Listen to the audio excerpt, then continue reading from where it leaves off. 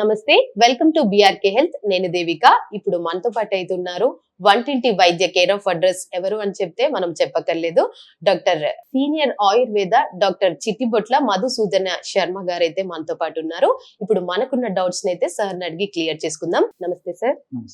Sir, ఈ మధ్య కాలంలో చాలా మటుకు ఆడవాళ్ళకి ఎట్లా అంటే ఇది నెలసరి ప్రాబ్లం వస్తుంది అనమాట. అంటే కరెక్ట్ గా కాకపోవడము, కరెక్ట్ టైం కి కాకపోవడము, ఇఫ్ ఒకవేళ అయినా కూడా చాలా తక్కువగా అయ్యి అంటే కరెక్ట్ గా కాకుండా అట్లా ఉంటుంది. ముఖ్యంగా ఐటీ సెక్టర్ నుంచి అయితే వాళ్ళైతే చాలా మంది ఇది ఫేస్ చేస్తున్నారు. అసలు దీనికి గల కారణాలు ఏంటి అంటారు సార్? అసలు నిజంగా చాలా చాలా కామన్ అయిపోయిందమ్మా ఆడవాళ్ళలో. యువతుల్లో ఎక్కువ మందిని మేము నిత్య జీవితంలో ప్రాక్టీస్ లో కూడా చూస్తుంటాం కదమ్మా. చిన్న వయసు వాళ్ళలోనే ఈ ప్రాబ్లమ్స్ ఎక్కువ మందిలో వస్తున్నాయమ్మా. ఉదాహరణకి ఒక 50 మంది ఆడవాళ్ళని యువతులను చూస్తేమా 50 మందిలో దాదాపు 30-40 మందికి ఇదే ప్రాబ్లమ్. మీరు ఏ ప్రాబ్లం అయితే నన్ను అడిగారో ఈ ప్రాబ్లం ఎందుకు సార్ అని చెప్పేసి ఇంతమందికి వస్తుంటుందమ్మా. దీనికి కారణం ఏంటంటేమా ఆహారం సరిగ్గా తీసుకోలేకపోతున్నారు. అంటే పౌష్టికాహారం తీసుకోవడం లేదు కానీ జంక్ ఫుడ్ ఎక్కువ తీసుకుంటారమ్మా. ఫాస్ట్ ఫుడ్స్, బేకరీ ఫుడ్స్ ఇలాంటివన్నీ ఎక్కువ, ఐస్ క్రీమ్స్, కూల్ డ్రింక్స్ ఇలాంటివన్నీ కూడా చెత్త ఫుడ్ అమ్మా. జంక్ అంటే చెత్త అనేటువంటి అర్థం. సో కడుపు నిండడానికి ఉపయోగపడుతుంది తప్ప పోషణకైతే ఉపయోగపడదమ్మా. దానివల్ల అనేక రకాల సమస్యలు, ముఖ్యంగా హార్మోనల్ ఇంబ్యాలెన్సెస్ ఇలాంటివన్నీ వస్తుంటాయమ్మా. ఫుడ్ తీసుకోవడంలో అవసరమైపోయింది. తినవలసినటువంటి ఫుడ్ తినడం లేదు, తినకూడని ఫుడ్ తినడం ఎక్కువైపోయింది. రెండోది ఏంటంటే మీరు మెన్షన్ చేశారు ఐటీ సెక్టర్ అని చెప్పేసి. సో ఈ రోజుల్లో ఒత్తిడి లేని జీవితం లేదమ్మా. ప్రతి ఒక్కరికి స్ట్రెస్. అది లేనటువంటి జీవితాన్ని మనం ఊహించలేము. ఐటీ సెక్టార్ది మరీ చెప్పనక్కర్లేదు. సో వాళ్ళకు నైట్ లేట్ అవర్స్ కూడా మీటింగ్స్ ఉండడము, ఏదైనా ఈ ఐటీకి సంబంధించిన వర్క్స్ ఉండడం ఇలాంటివి జరుగుతుంది. సో సమయానికి నిద్రపోలేరు. దీనికి తోడు ఏంటంటే మానసిక ఒత్తిడి ఎక్కువగా ఉంటుంది. తర్వాత ఎక్సర్సైజ్ ఉండదు. వాళ్ళకేం ఎక్సర్సైజ్ ఉండదు కదమ్మా. 24 గంటలు సిట్టింగ్ జాబ్, సెడెంటరీ జాబ్ అనమాట. సో దీనివల్ల ఏమంటే రకరకాల మార్పులు జరిగేసి బాడీలో ఈ వెయిట్ రావడము, హార్మోనల్ ఇంబ్యాలెన్సెస్ రావడము, తర్వాత ఈ పీసీఓడి లేకపోతే పీసీఓఎస్, ఫైబ్రాయిడ్స్, తర్వాత గర్భాశయానికి సంబంధించినటువంటి సమస్యలు రావడము, షుగర్ రావడము, తర్వాత ఇట్లాంటి అనేక రకాలైన సమస్యలు వస్తుంటాయి. అదేవిధంగా మ్యారేజ్ అయిన తర్వాత కూడా మరి ఈ సంతానం అయ్యేటువంటి అవకాశాలు కూడా తగ్గిపోయేటువంటి అవకాశం కలగడం, ఇవన్నీ కూడా ఈ యొక్క దీని వలన జరుగుతుంటాయమ్మా. రైట్. సో సార్, ఇప్పుడు ఇట్లాంటి ఇదైతే ఇప్పుడు ఫేస్ చేస్తున్న వాళ్ళు ఉన్నారు కదా. సో ఇది ఫేస్ చేస్తున్న వాళ్ళకి ఎట్లా అంటే పీసీఓడి, పీసీఎస్ ఇప్పుడు మీరు అన్నట్టుగానే అవన్నీ కూడా వస్తుంటుంటాయి.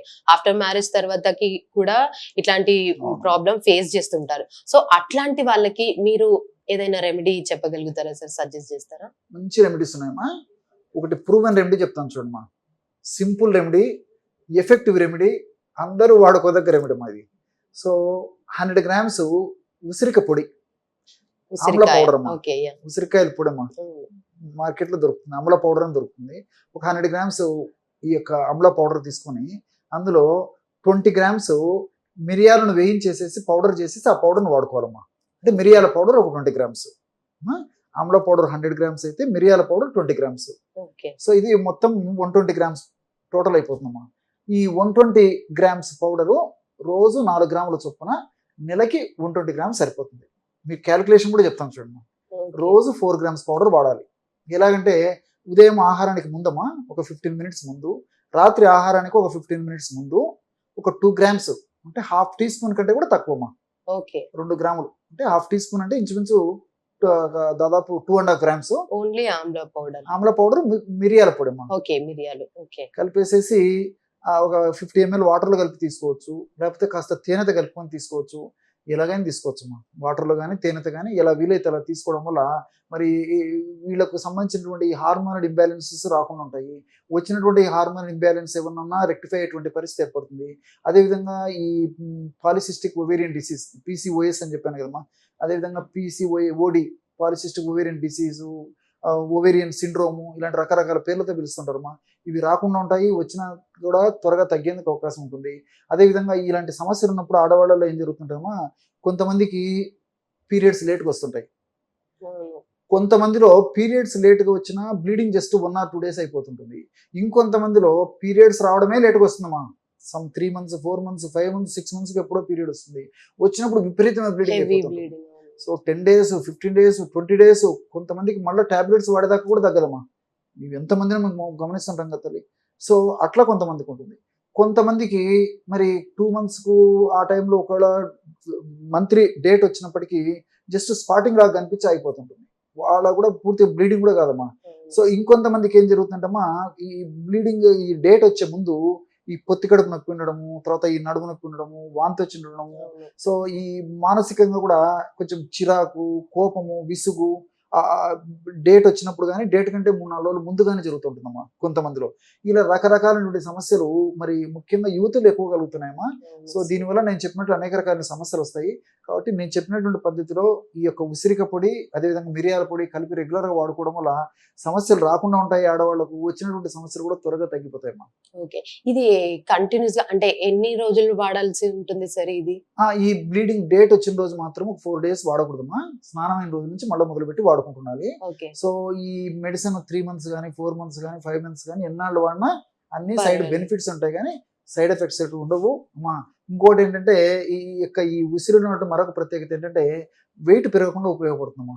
ఈ రోజుల్లో ఫస్ట్ నేను చెప్పాను, తీసుకునేటువంటి ఆహారం వల్ల, మానసిక ఒత్తిడి వల్ల, నిద్రలేమి టయానికి నిద్రపోకపోవడం వల్ల కూడా వెయిట్ పెరిగిపోతుంటారు అమ్మా. వెయిట్ పెరగకుండా కూడా ఉపయోగపడుతుంది. పెరిగినటువంటి వెయిట్ కూడా తగ్గేందుకు ఉపయోగపడుతుంది. షుగర్ రాకుండా ఉపయోగపడుతుంది.